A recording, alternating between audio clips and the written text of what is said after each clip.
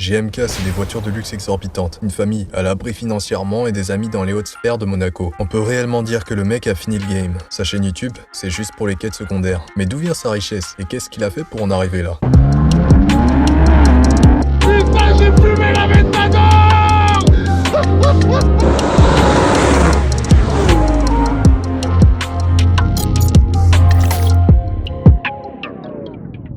En fait, dès le départ, ses stats de base étaient pas dégueux. Un beau bébé de 2 mètres pour 130 kg qui naît dans les années 90 d'une famille de riches immigrés libanais. Son père avait fait fortune et avait plusieurs navires de commerce sur le canal de Suez. Un businessman armateur prospère avec un patrimoine de plusieurs dizaines de millions d'euros, jusqu'à ce que la vie de sa famille soit mise en péril par la violente guerre civile des années 70 au Liban. Les affrontements étaient violents. Pour beaucoup de civils, il fallait fuir. GMK Senior trouve alors refuge avec sa famille à Monaco, où ils s'établiront en aidant à la construction de l'église Saint-Maron. À la fin, son père décédera d'une maladie inconnue et léguera sa fortune au reste de sa famille. Sauf que tout ça, c'est faux, totalement. Les sites sur lesquels on trouve ces infos ont étonnamment tous des exclus sur la vie familiale de GMK. Sur un, on apprend que son père est mort, et sur d'autres, on lit que sa famille a réinvesti l'argent de l'héritage en bourse et en immobilier. Sauf que GMK Senior est bien vivant. Donc les gens qui disent que mon père est décédé, non, le pauvre, il n'est pas décédé, il est en vie, et je pense que quand il voit ça, ça doit un peu le déranger de se dire que tout le monde l'a déjà enterré, alors que le gars, il est quand même là, tu vois. La soi-disant fortune avec les navires du canal de Suez est bidon aussi. Le canal de Suez.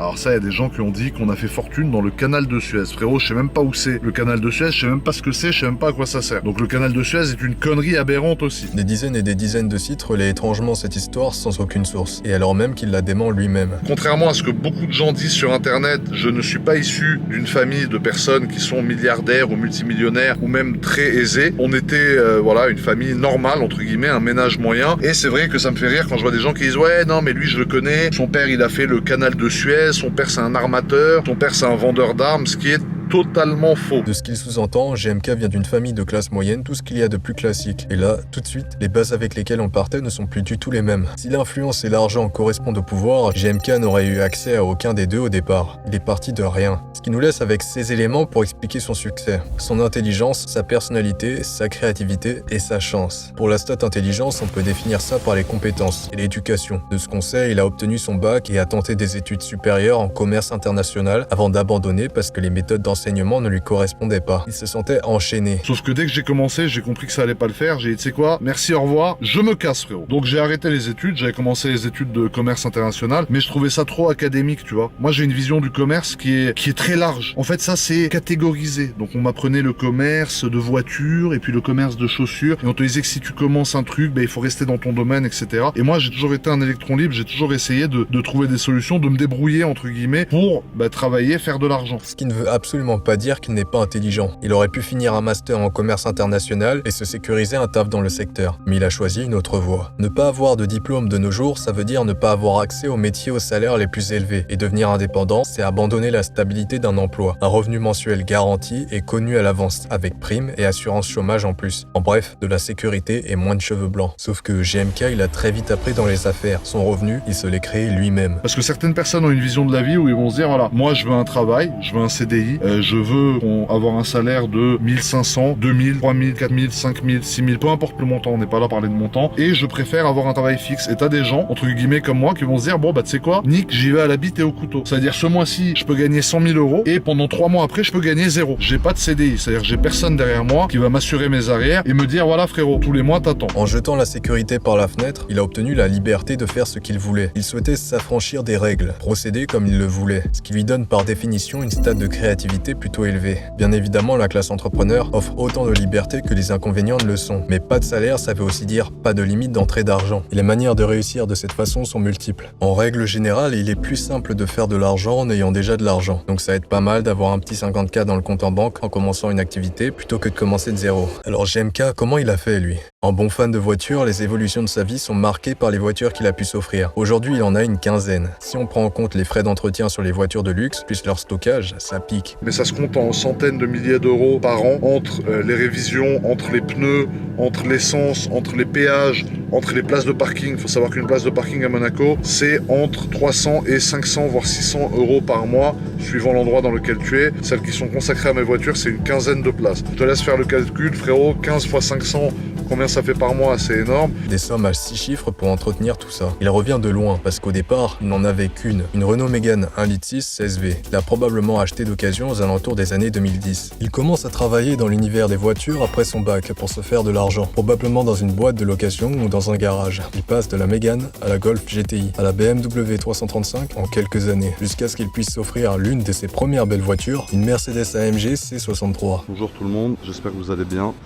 On se retrouve aujourd'hui donc pour une nouvelle vidéo avec le C63 AMG édition 507 que j'ai un peu personnalisé pour ceux qui ne connaissent pas la voiture. C'est la voiture sur laquelle il réalisera la toute première vidéo de sa chaîne YouTube en 2016, mais pas celle qui commença son aventure sur internet. Il avait déjà un compte Insta et un compte Facebook sur lesquels il partageait sa passion. Mais le plus étonnant dans tout ça, c'est qu'à seulement 24 ans, GMK avait déjà pu faire l'acquisition d'une voiture qui coûte plus de 50 000 € d'occasion encore aujourd'hui. En à peine 5 ans, c'est un step-up très rapide. Comment a-t-il fait? Il en parle très peu, alors la réponse n'est que théorique. Mais des éléments qu'on a, on peut déduire deux choses. Le changement a probablement eu lieu entre les années 2014 et 2016, et ce changement est très probablement lié à des associés, des partenaires commerciaux qu'il a rencontrés dans son travail dans le secteur automobile. Moi, il y a un moment dans ma vie où j'ai eu une chance que j'ai su saisir, et cette chance-là, qui au début était un tout petit truc comme ça, je l'ai attrapée, et j'en ai fait quelque chose qui aujourd'hui a beaucoup pris de l'ampleur. Il a augmenté sa stat pouvoir, et s'est fait des connexions. Comment on peut déduire ça, vous allez me demander? C'est simple. Parmi ces rencontres, l'une qu'il a possiblement faite dans cette période-là, c'est celle de Michael Grange, un entrepreneur garagiste ayant fait des études d'ingé. Le 1er janvier 2015, Michael crée un garage de covering appelé MM Luxury Custom à Antibes, à moins de 50 km de Monaco. GMK va massivement faire la promotion de ce garage dès 2017 sur sa chaîne YouTube. On va partir chez mon ami MM Luxury Custom à Antibes, comme la dernière fois. Donc ça y est, on est arrivé chez MM Luxury Custom. Ils sont, comme vous pouvez le voir ici, ils sont en train de travailler sur une Aventador SV Roadster. La coïncidence est mince pour l'instant. Ça pourrait juste être un partenariat anodin. Sauf que les affaires semblaient bien marcher cette année-là pour MM. Et un autre magasin MM Luxury est ouvert dès 2018 dans le 92, en région parisienne, avec cette fois-ci comme directeur général un certain Georges Kikano, GMK lui-même. Seulement, ce garage a aujourd'hui mis la clé sur la porte. Forcément, 2018, c'était un an avant l'apparition du Covid et de la crise qui s'en est suivie. Et c'est très probablement ce qui a entraîné sa fermeture en août 2019. Mais la collaboration entre Michael et GMK ne s'est pas arrêtée là pour autant, puisqu'un nouveau garage MM Luxury est ouvert dès 2019 à Bordeaux, avec comme actionnaires Michael Grange, Georges Kikano et 3 autres dirigeants partenaires. Je te raconte comment on a commencé à faire du tuning sur les voitures, Mika et moi. Et du coup, il m'a dit, voilà, moi j'ai MM Luxury Custom, j'aimerais qu'on fasse des trucs ensemble, des covering. On a fait mon premier C63 en vert kaki. Ouais, le tout premier, c'est 63, vert militaire. Et après, Mika m'a dit, frérot, moi je veux faire du camouflage, machin. Donc c'est lui limite qui m'a donné l'idée. Et après, voilà, pendant des années, on a fait le camo. Il n'y a aucun doute que le succès de cette collaboration a contribué à la fortune et à la popularité sur YouTube de GMK.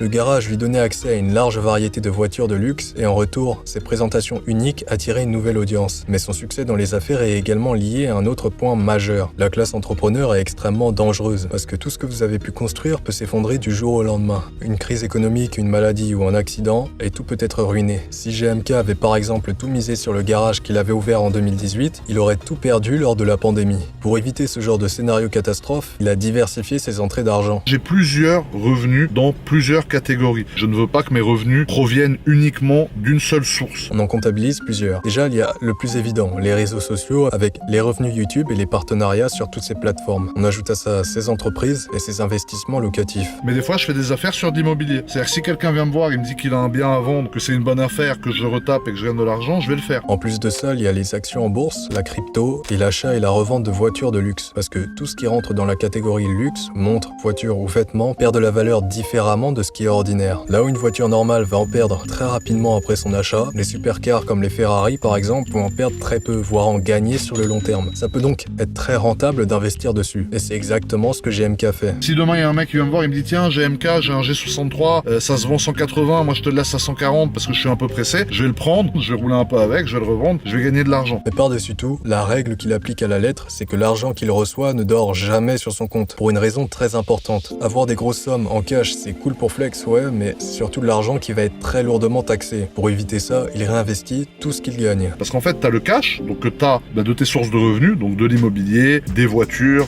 de, par exemple, la crypto-monnaie, de la bourse, de je sais pas quoi. Et tout ça, tu le remets dans des investissements. Donc ces investissements, ça peut être de l'art, ces investissements, ça peut être l'horlogerie, puisque l'horlogerie est une passion, certes, mais l'horlogerie peut aussi faire office d'investissement. Malgré qu'il ait commencé en bas de l'échelle, GMK a su faire les bons choix au bon moment pour level up ses capacités. Et c'est pour cette raison qu'il en est là où il est aujourd'hui. Si son statut ressemblait à ça au départ, il est maintenant un peu différent. Son pouvoir a augmenté puisqu'il a désormais de l'argent et des connexions pour ses business. Son intelligence aussi puisqu'il a perfectionné ses compétences en commerce. Il a moins de mal à parler à une audience qu'avant grâce aux années sur sa chaîne YouTube, d'où l'augmentation de son charisme. En bref, ses stats de base n'étaient pas importantes. Ce qui compte vraiment, c'est comment il les a transformées avec les années.